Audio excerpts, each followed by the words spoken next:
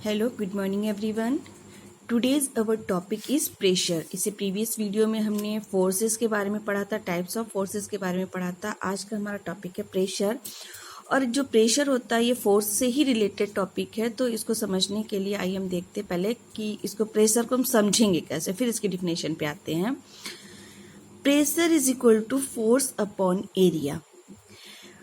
Pressure is equal to force upon area, यानी pressure अगर हमें पढ़ना है तो उसके लिए हमें फोर्स को भी जानना होगा और एरिया को भी जानना होगा। देखते हैं एग्जांपल। यहाँ पर ये एक टेबल है। ओके, ये टेबल है एक, और इस पे हमने दो आयरन की जो नेल्स होती हैं, कील होती हैं, उसको हमने यहाँ पर लगाया है। तो आप देख रहे हो जो ये आयरन नेल है उसका जो पॉइंटेड एरिया है, एक तरफ से हमने इधर से उसको गाड़ने की कोशिश करी है और एक दूसरी साइड पे हमने जो है इसको पलट दिया है, उल्टा कर दिया। तो यहाँ का जो एरिया है ये आप देख रहे हो, ये वाइड एरिया है और यहाँ पर ये पॉइंटेड एरिया है। जब हम इसको हैमर से बीट करेंगे तो जो पॉइंटेड एरिया है वो टेबल में जो नेल है वो आसानी से चला जाएगा, लेकिन जहाँ पर ये सरफेस एरिया इसका ज़्यादा है, क्या है, उसी फोर्स से हम इसको भी हैमर से बीट कर रहे हैं, लेकिन ये अंदर नहीं जा रहा है। ये बात समझ में आई। दो कील हैं, आयरन की नेल्स हैं, कील हैं, उनको हम एक तरफ से पॉइंटेड एरिया है उधर से हम हैमर की सहायता से गाड़ रहे हैं, और दूसरा जो है उसको उल्टा करके जहां से उसका चौड़ा वाइड एरिया है उधर से हम उसको एक ही फोर्स दोनों कील पे लगा रहे हैं, लेकिन जो पॉइंटेड एरिया है वो इजीली टेबल पे चली जा रही है और ये वाली नहीं जा रही है। क्यों?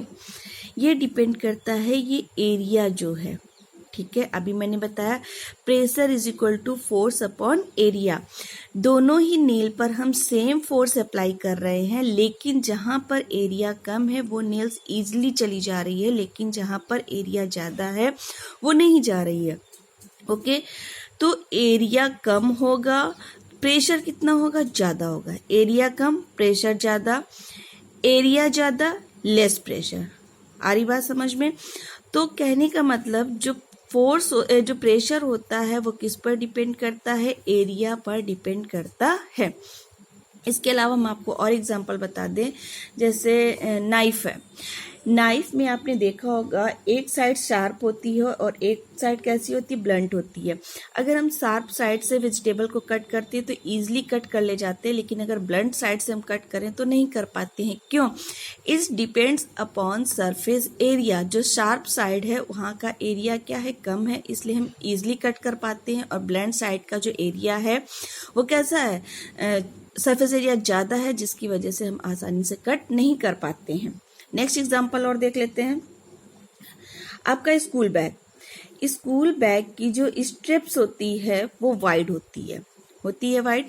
अगर उस स्ट्रिप्स को अगर हम पतला कर दें तो बैग का जितना भी लोड होगा वो सारा आपके सोल्जर्स पे आ जाएगा, उसका प्रेशर ज़्यादा हो जाएगा। ठीक है, तो इससे भी क्या प्रूफ होता है कि सरफेस एरिया कम, प्रेशर ज़्यादा। सरफेस एरिया जो है ज़्यादा तो प्रेशर क्या होगा? कम होगा। इसके अलावा और एग्जांपल, जैसे आपने कुली वगैरह को देखा होगा स्टेशन में, वो अपने सर पर एक टर्बन या क्लॉथ का पगड़ी जैसा बांधे रहते हैं और उसके ऊपर वो उस जो लगेज होता है उसको रखते हैं। इससे क्या होता है कि उनके सिर पर प्रेशर कम आता है। क्यों? क्योंकि उन्होंने उसका सरफेस एरिया बढ़ा दिया। जब सर पे उस क्लॉथ से उन्होंने सरफेस एरिया को बढ़ा दिया तो जो लगेज का प्रेशर है वो उनके सर पर कम आएगा। ओके, बहुत सारे एग्जांपल दे दिए, आपको समझ में आ गया होगा। तो आइए देखते हैं। The force acting on a unit area of a surface is called pressure. Force जब हम किसी एरिया पर लगाते हैं, एक यूनिट एरिया पर, और उसी को हम प्रेशर कहते हैं। अब यहाँ पर एक क्वेश्चन देखिए, इसको न्यूमेरिकल अगर करना होगा तो किस तरीके से करेंगे।